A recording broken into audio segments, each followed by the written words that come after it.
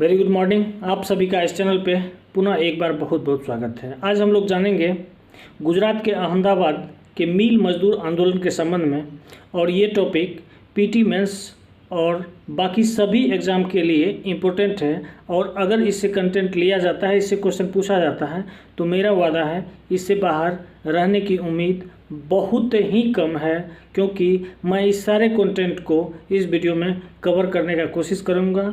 और अहमदाबाद मील मजदूर आंदोलन से संबंधित अगर मेंस में भी क्वेश्चन पूछा जाता है तो आप इससे क्रिएट कर सकते हैं, क्योंकि उसकी स्टोरी हम आपको ब्रेन में शिफ्ट कर देंगे। तो दोस्तों, आप नए हैं तो चैनल को सब्सक्राइब कीजिए, अपना सपोर्ट दीजिए, लाइक कीजिए। फिर आगे हम इसी तरह धीरे धीरे टॉपिक को लाते रहेंगे जो आपके लिए उपयोगी हो। दोस्तों, आप जानते हैं कि गांधी बाबा के जितने भी नेतृत्व में जितने भी सत्याग्रह हुए, युद्ध मतलब आंदोलन हुए, उन सभी में गांधी जी का जो नीति था वो सुस्पष्ट था। वो हमेशा सत्य का साथ देते थे, इसीलिए उनके आत्मकथा का भी नाम क्या है? सत्य का प्रयोग। आप जानते हैं 1917 में चंपारण की धरती पर जब सत्याग्रह का सफल प्रयोग गांधी बाबा कर देते हैं, संपूर्ण भारत में इस बात की जानकारी हो जाती है। और गांधी बाबा गांधी जी ही नहीं, गांधी एक विचारधारा का नाम हो जाता है।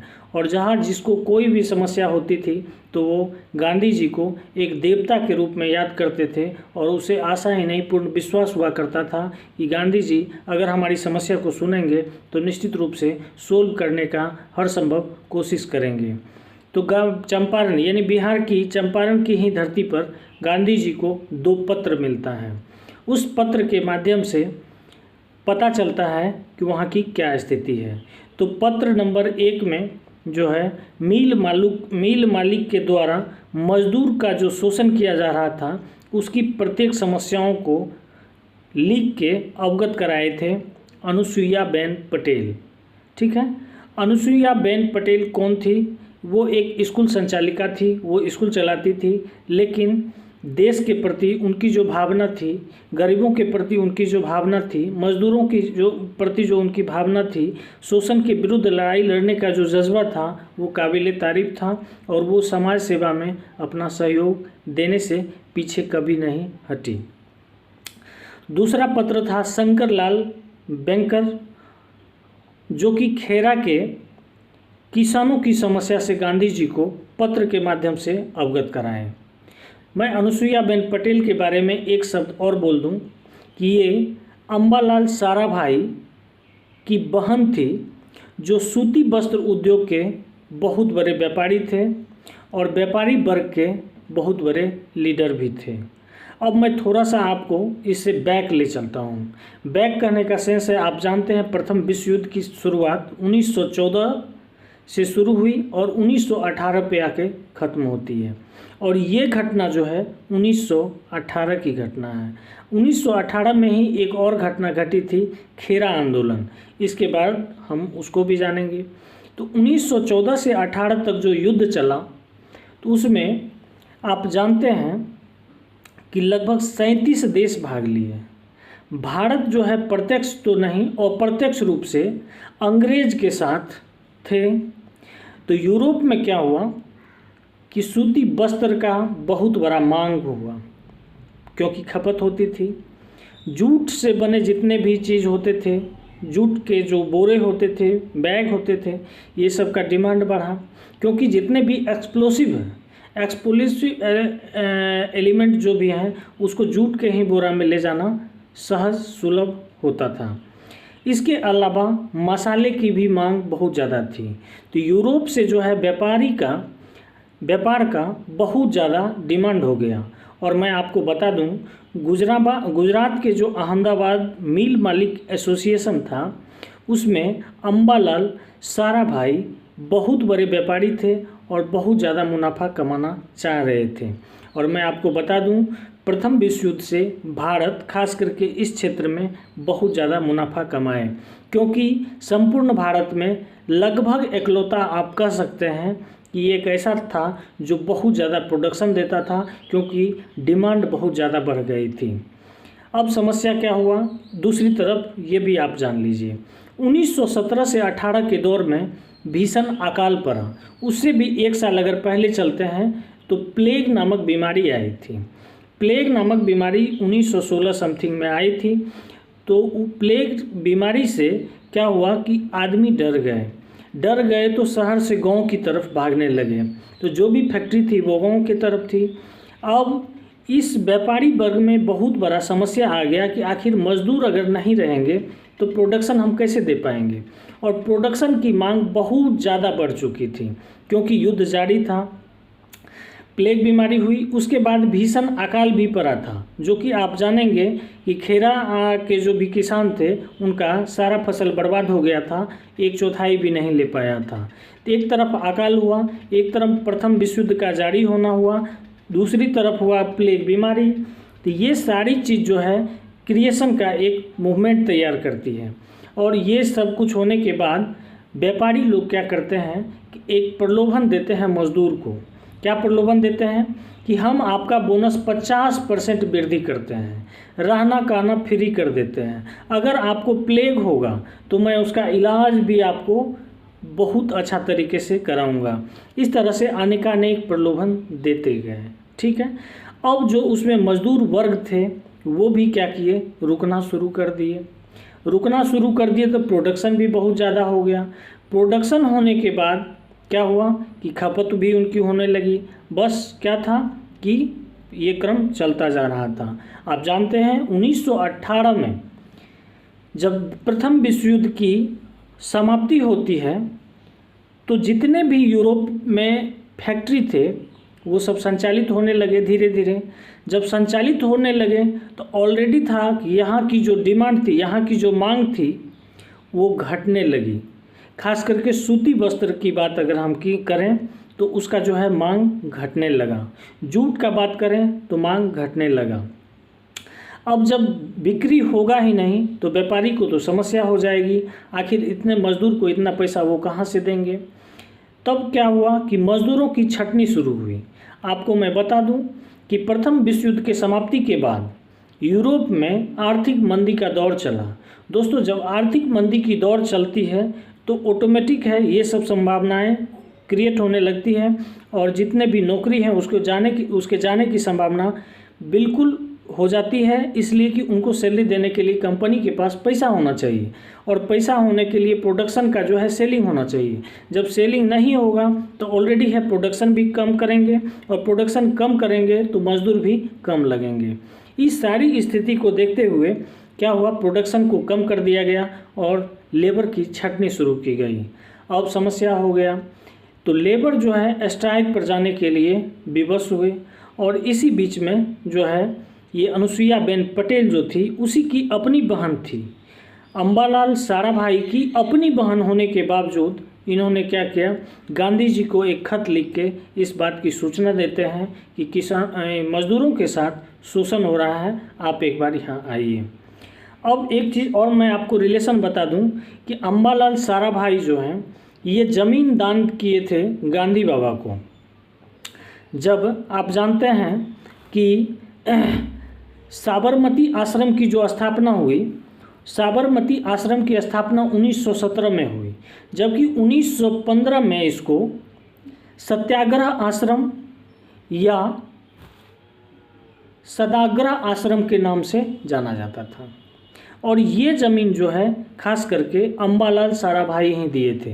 अब इनको भी था फक्र कि मेरा तो उससे बढ़िया रिलेशन है, आएगा तो बात करेंगे, कहीं कोई दिक्कत नहीं है, मेरे पास पैसा है नहीं कि मैं मज़दूर को दूंगा। और मज़दूर जो थे एकदम व्याकुल थे। अब जो आदमी 100 रुपया प्रति महीना कमाते आ रहा है उसको एकाएक पता चले कि अब 20 रुपया उसको कमाई होगा तो क्या होगी, समस्या तो होगी। और काम तो वो करेंगे, काम तो कर रहे थे। इस स्थिति में गांधी बाबा जब आते हैं, गांधी बाबा को जब पत्र मिलता है तो वहीं से वो निर्णय लेते हैं कि हाँ जाएंगे और निश्चित रूप से समस्या को देखेंगे और फिर जो जैसा होगा कहेंगे। आप जानते हैं गोपाल कृष्ण गोखले जो उनके गुरु थे, वो उनकी द्वारा दी गई सबसे पहले यही चीज़ थी कि वस्तु स्थिति को देखें, जानें, परखें, उसके बाद फिर आप निर्णय लें कि क्या करना है। तो इस चीज़ के लिए वो पहले भी अपने आप को साबित कर चुके थे, साउथ अफ्रीका में भी या फिर चंपारण में भी। अब गांधी जी का पदार्पण होता है और पदार्पण होने के बाद मिलते हैं किससे? अंबालाल साराभाई से। और मिलने के बाद उनका जो है कॉम्बिनेशन नहीं बन पाता है, उनकी दूरी बढ़ जाती है। दूरी बढ़ जाती है, फलस्वरूप क्या होता है, गांधी बाबा मजदूर का साथ देने के लिए तैयार हो जाते हैं और मजदूर के साथ देने के उद्देश्य से उन्होंने हड़ताल पे जाने का जो है फैसला लेते हैं। और आपको मैं बता दूं, गांधी जी के द्वारा भारत में पहली बार भूख हड़ताल यहीं से शुरू की जाती है। और गांधी जी के द्वारा सफल पहला सत्याग्रह कहाँ से हुआ? चंपारण की धरती से। और सबसे पहला भूख हड़ताल यहीं होगा। गांधी जी के आने के बाद दोनों में जब कॉम्बिनेशन नहीं बना तो गांधी जी निर्णय ले चुके थे कि अब मजदूर का साथ देना है। गांधी जी के आने के बाद यानी बातचीत के दौरान ही ये जो मिल मालिक थे ये 20% बोनस देने के लिए तैयार हो गए थे, लेकिन मजदूर का मांग था कि 50% हो। अब गांधी जी डायरेक्ट घोषणा किए कि झुकना नहीं है, भीख मांग के नहीं खाना है, काम करना है तो खाना है, लंबी लड़ाई लड़ने के लिए तैयार हो जाओ। फिर क्या था, गांधी का काफिला, इनके मुंह से जो शब्द निकला तो फिर मजदूरों में क्या हुआ, एक उमंग और उत्साह आई। दोस्तों मैं बता दूं, जब ये हड़ताल चलना शुरू हुआ, भूख हड़ताल, तो 21 दिन तक लगातार चला। और 21 दिन के भूख हड़ताल में जो है मजदूरों की स्थिति लगभग बिगड़ने लगी। इस 21 दिन से पहले मैं आपको बता दूं कि हड़ताल का जो स्टार्टिंग 2-3 दिन था, शुरुआत 2-3 दिन था, कोई देखने वाला नहीं था। जब कोई देखने वाला नहीं था तो गांधी जी को लगा कि अब कहीं मजदूर मजबूर होके फिर से उसी सैलरी पे, उसी वेतन पे काम करने के लिए विवश ना हो जाए, इसलिए सभी को इन्होंने कहा कि अब आप लोग घर जा सकते हैं। मैं आपको बता दूं कि ये मजदूर जब दिक्कत देते थे, काम करने से मना करते थे, तो मिल मालिक वहाँ अपने कम प्रोडक्शन के लिए महाराष्ट्र से मजदूर मंगा लेते थे। ये भी एक समस्या थी। तो जब इनको भेज दिए तो गांधी बाबा अकेला निर्णय किए कि हमको जो है इस भूख हड़ताल को कायम रखना है। और गांधी जी की भारत में पहली भूख हड़ताल 21 दिन की चलती है और गांधी जी का स्थिति बिगड़ने लगता है। मैं आपको बता दूं, उस समय तक में गांधी जी संपूर्ण भारत के लिए देवता के समान, क्योंकि ब्रिटिश से पहली बार उन्होंने संघर्ष को जीता था। ब्रिटिश के नियम के खिलाफ उन्होंने पहली बार कोई काम किया था और वहाँ से जीत कर और चंपारण के किसानों को कर माफ़ करा के वापस आए थे। उनकी एक अलग छवि थी। मैं आपको बता दूं, उस समय गांधी जी के साथ सरदार वल्लभ भाई पटेल भी थे, तो अनुसुईया बेन भी थी। इसके अलावा जो है अनेक आदमी गांधी जी के साथ रहे।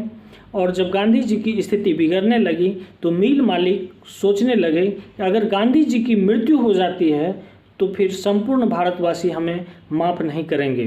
दोस्तों मैं आपको बता दूं, ये जो मिल मजदूर आंदोलन है अहमदाबाद का, इसमें ब्रिटिश का कोई योगदान नहीं है। ये खुद से खुद की लड़ाई थी, भारत की भारतीयों से लड़ाई थी। इसमें ब्रिटिश का कोई भी मतलब जो है योगदान नहीं है, उसका कहीं भी इंटरफेरेंस नहीं है।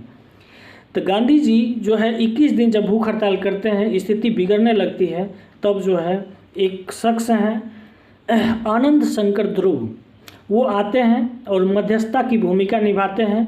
मिल मजदूर के मालिक यानी मिल के मालिक जो थे उनसे बात करते हैं, गांधी बाबा से बात करते हैं और कोशिश करते हैं कि मामला का सॉल्यूशन हो जाए, क्योंकि गांधी बाबा की स्थिति दिन प्रतिदिन बिगड़ती जा रही थी। और काश अगर गांधी जी की मृत्यु होती तो संपूर्ण देश में एक अलग सी हलचल पैदा होती और फलस्वरूप मिल मालिक को जान बचाना मुश्किल हो जाता, क्योंकि मिल मालिक भी भारतीय थे, मजदूर भी भारतीय थे। मैं आपको बता दूं कि जब ये शख्स आए आनंद शंकर ध्रुव, तो इन्होंने मध्यस्थता की भूमिका निभाते हुए गांधी बाबा से भी रिक्वेस्ट किए कि आप भी थोड़ा लूज हो जाइए और मिल मालिक को भी बोले कि आप भी थोड़ा बढ़ जाइए, क्योंकि इनकी मांग थी 50%, जबकि मिल मालिक की मांग देने के लिए तैयार थे 20%। तो ये दोनों के बीच में ऐसा कहा कि ना आपका, चलिए 35% पे हम लोग सॉल्यूशन करते हैं। फलस्वरूप गांधी जी का हड़ताल खत्म होता है और इससे एक अलग सा संदेश जाता है। फिर क्या होता है, दोनों में कॉम्बिनेशन हो जाता है। यहीं पे गांधी बाबा सबसे पहले लेबर एसोसिएशन की स्थापना करते हैं और ट्रस्टीशिप का सिद्धांत देते हैं। अगर आपसे पूछा जाए भारत में गांधी जी के द्वारा सबसे पहली बार ट्रस्टीशिप का सिद्धांत कहाँ दिया गया, तो यहीं पर दिया गया था। ठीक है, अहमदाबाद के मील मजदूर आंदोलन के बाद जब मध्यस्थता की भूमिका करके जब दोनों का सोल्यूशन हो गया तो यहीं पर दिया ट्रस्टीशिप का सिद्धांत। मैं आपको बता दूं 1903 ईस्वी में साउथ अफ्रीका में भी ट्रस्टीशिप का सिद्धांत दे चुके थे, लेकिन भारत में अगर पहली बार पूछा जाए तो यही होगा। ट्रस्टीशिप का सिद्धांत क्या होता है? ट्रस्टीशिप का सिद्धांत कहता है कि मालिक को मजदूरों का ध्यान रखना चाहिए, यानी मालिक के पास अगर पैसा है तो वो मजदूर को पैसा दे, क्योंकि मजदूर के द्वारा किए हुए कामों के फल ही उसके पास पैसा होता है। और मजदूर को भी मालिक का ध्यान रखना चाहिए। अगर मालिक के पास पैसा नहीं है तो थोड़ा इनको भी अपने आप में बैलेंस बनाना चाहिए। तो इस तरह से आप समझ सकते हैं कि ये जो आंदोलन था इसकी सारी पृष्ठभूमि को भी आप समझ गए। ये पीटी मेंस और अदर ऑल एग्ज़ाम के लिए अगर इससे कंटेंट आता है तो इससे बाहर जाने की उम्मीद बहुत ही कम होगी। अब मैं आपको बता दूं कि इससे डेट से रिलेटेड अगर कोई आपको दिक्कत हो तो मैं आपको बता दूं 15 मार्च 1918 को जो है इसको याद रखना है, अहमदाबाद मील मजदूर आंदोलन। आते हैं खेरा आंदोलन के साथ अगले वीडियो में, बने रहिए। धन्यवाद, बाय, टेक केयर।